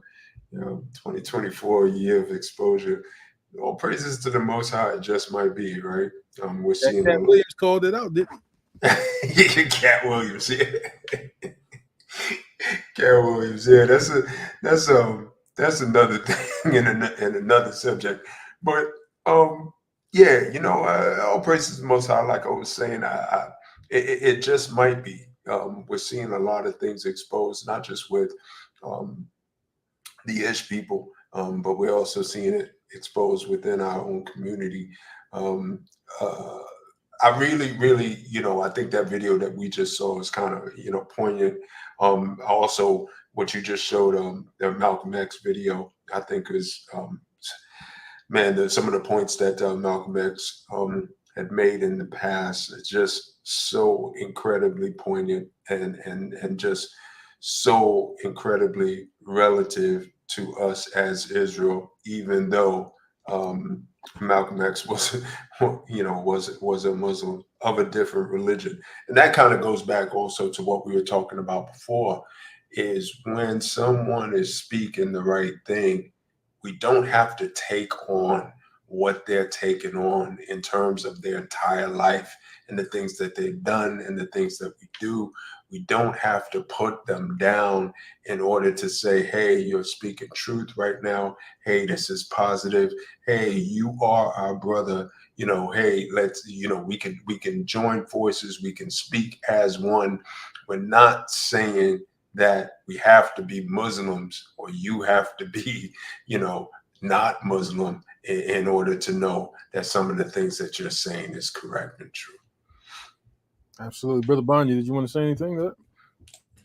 Yeah, I mean, I 100% agree with what the brother Najee was saying. I think that's one of the things we need to learn how to do, because we will look at someone of our nationality, man, and we'll say you're not an Israelite based off of whatever belief system they have. But we can't do that and at the same time be saying, oh, Israelites are not a religion. If we can understand that to be an Israelite is not a religion, then we should be able to understand when we see people in different persuasions or different religions, that these are still Israelites. These are still our people. I seen this one guy named Charleston White, I think his name was. He went on and he was talking about how he don't F with black people. He said, I know I'm black, all skin folk ain't kinfolk. Heard that before. He said, a white boy is his kind if the white boy rock out to a certain type of way. And I was looking through the comment board and everybody was like, yeah, it's truth, it's truth, it's truth. And I had to ask myself, and I had to ask them too. What other nation do you see doing that, saying that they don't rock out with their own people? Regardless of the wrong that go on within their communities, because wrong go on in everybody's communities. I don't care what nationality you are, whether it be rape, robbery, whatever criminal activity, need for necessity, it produces criminal activity at some points. But you don't see other nations doing that. You don't see other nations saying they don't rock out with their people based off of whatever bad apples are in the bunch. But we do that. And it needs to stop, because it's complete degradation of our nation to do that, But it's just like the brother Najee said, someone being in a different understanding or religion, that's not grounds to just tear them down when they speak truth. When they speak truth, take the truth that they spoke and big that up. And if you disagree with something, hey, the disagreement is not an issue. It's not a big deal, But take the positive out of that. Take the positive and spread that. Exactly. And I wanted to highlight this document before we close out, which I actually heard about this document in the Black's Law Dictionary. Believe it or not, I read it in a portion of Black's Law Dictionary, and it's called electronic dissolution of memory. It's a type of mind control. Now, mind you, just Hey, look. hey, bro. Sorry to cut you off, brother Lasha, but that document is blurry on my screen. I'm not sure if. Well, that it's actually supposed to be like that because part of it is redacted. Gotcha. Well, Okay. so they kind of redacted the essay part of it, so don't fret that part. I'm gonna scroll down in a second. Okay, got it. But when you look at this document, if you look at the acronym or just look at the letters, electronic dissolution of memory. Now, if anybody would just to look at this part right here, and you were to give an acronym to the letters, what would it spell? Sounds like Edomite to me. Now, actually, yes, it would, and it goes to what the brother was saying. That's right. Let us go. Let us go, and that's always going to be our sentiment. Let us go. And as a matter of fact, I want to see let us go from everybody in here, to the faithfuls and to the new. But electronic dissolution of memory, which the acronym is EDOM. Now, only Edom would come up with that. I can't see Ishmael coming up with a acronym that spells Edom or any other nation. Esau tends to name things after himself, like we spoke about some time ago when we talked about the acronym of the EU and the USA being Esau. Again, we show, but let's just take a look at this document real quick, just a couple things from it. And it's called the electronic dissolution of memory. It's a type of control which were developed in the later half of the CIA and the NSA mind control programs of MKULTRA and MKDELT or Delta. This process of electronic dissolution of memory, and we're suffering it through it now. And that's all you got to do is look at the television, look at the cell phone, look at the tablets, look at all the ways that even the school system, the way it takes away, I think it's called critical race theory. They have different mechanisms that they decided or might be deciding on about taking out certain aspects of our history from the history books, particularly in the elementary school, but I digress. But this system came out from the CIA and NSA. Now, I believe isn't that NSA started in Europe? Isn't that not the one that starts in Europe? The national security. I might be thinking NSA. about. I thought the NSA was particularly from Europe. Let me look it up. I don't think so. I thought that was like the national security something, but let me look it up real quick. Well, if you think about the CIA, was it J. Edgar Hoover that came up with the CIA during the time of the Black Panthers? I believe so. Yeah. All right. So if you think about that, J. Edgar Hoover, he creates the NSA. I think even the feds came along with that. And you have this type of mind control, this electronic dissolution of memory, which is to cause you to lose your memory. So we're going to try to take a little bit slighter look at this. It says a significant portion of the base is geared towards maintaining the survivability of the alien population.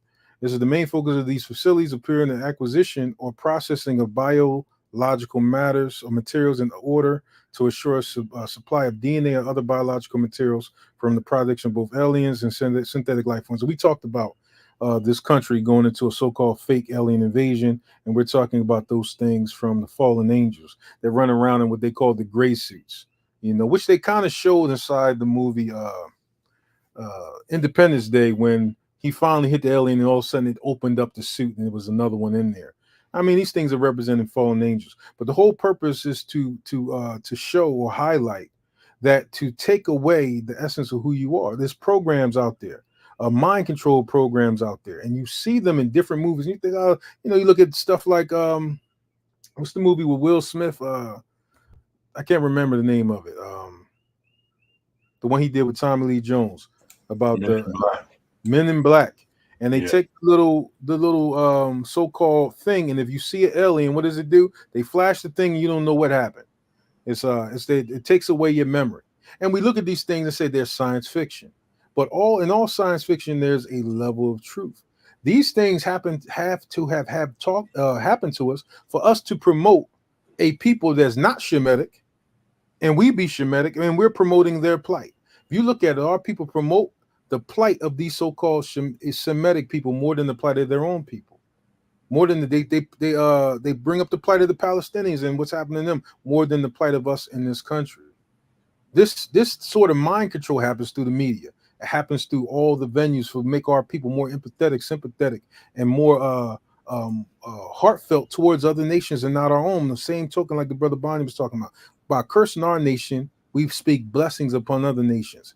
And while we do that, these nations will be becoming states. We're promoting a harder charge that the Palestinians become a state than our own people. We haven't even thought to do that. You know why? Because we've become one with the whore. What did Paul say about if you I think it's 1 Corinthians the 6th chapter? He who slaves with a whore becomes one with the whore. Y'all remember that 1 Corinthians the 6th chapter? Say he who becomes one with the whore. What have we done in America become one with the whore? We've become one with the daughter of Babylon.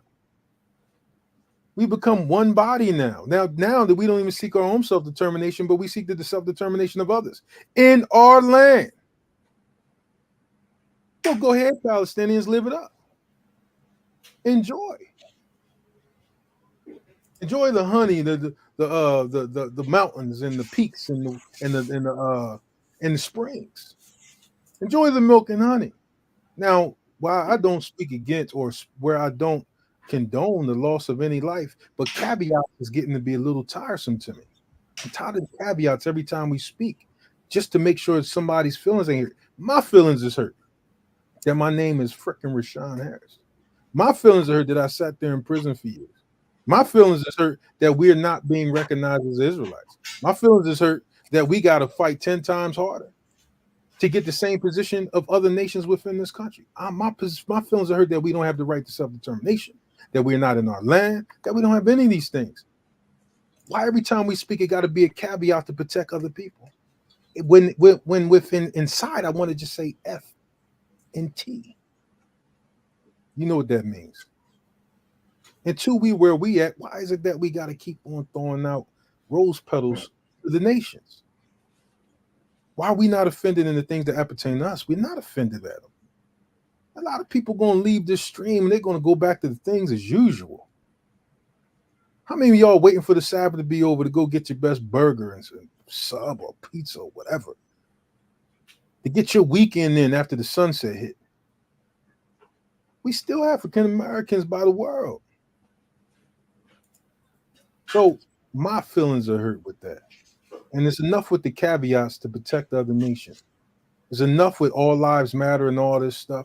We are distinct to ourselves. We have to break the hold the Edom has put on us, even through the CIA and the NSA, electronic dissolution of memory. These people laugh in our face when they make stuff like this. It's like, and then still we got brothers out there that still say that the white man is Japhet. Negro lights everywhere rejoice. Brothers are still out there saying that the so-called Edomite, it has been proven that Esau is not the white man. What?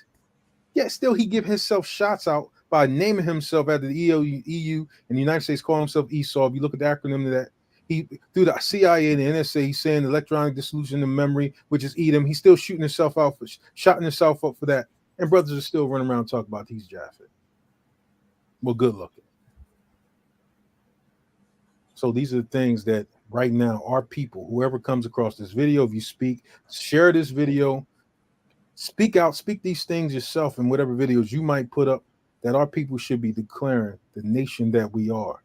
And before we start, showing support to the creation or the establishment of any other nation, we should first be established ourselves, because the only thing we've done in America is we went on the street corners, we went out there, we said we're the Israelites, but have we truly told the world, hey man, we're the people that belong in that land? We haven't done that. We're afraid to do that.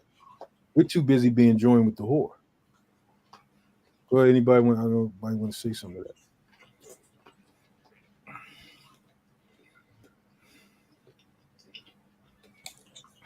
All I got to say is good work, bro. It's on point.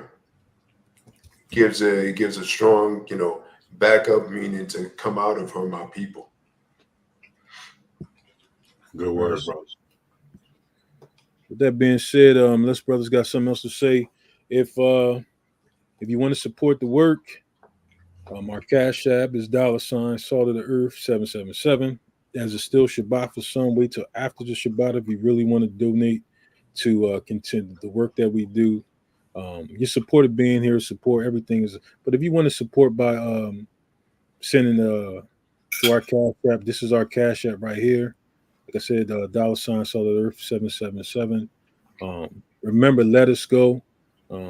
If anybody wants to check out the Let Us Go t-shirts, let me in fact show that real quick. We haven't showed that in a minute. Let me go on and show that real quick.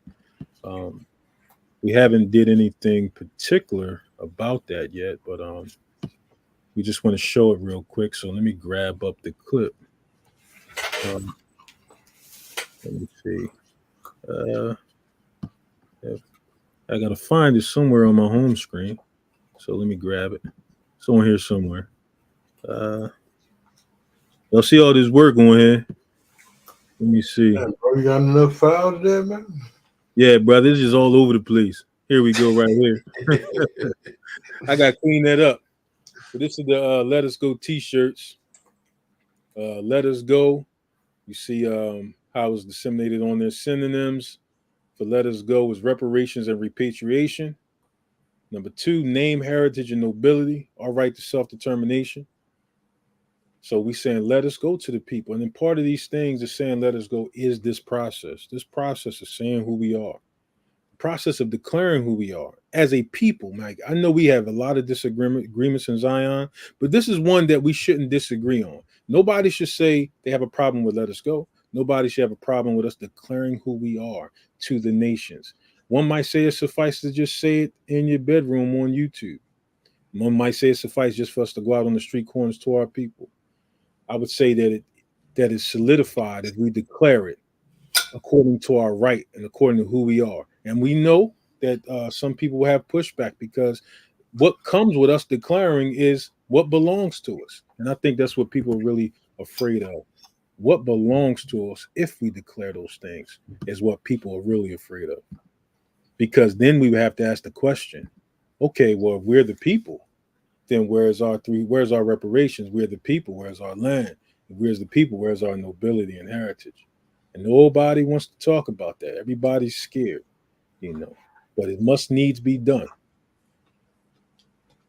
So with that being said, Shabbat Shalom to all the family, to the four corners of the earth. Shabbat Shalom in the Most High, praying for our deliverance and blessings upon your houses. This is salt of the earth, and Most High will continue to do the work until they shut down these forums. Brother Najee, close. That's it, bro. Praise Yah. Thank you for being with us today, fam. We really appreciate it. I think we got a couple more hours or so, a few hours left for this Shabbat. So enjoy the rest of it with your families. Pray the Most High keep you throughout the rest of the week. And that's it for me. Thanks again for joining us, Brother Bonnie. Walk in faith, walk in grace, and walk in obedience, Israel. Shabbat Shalom.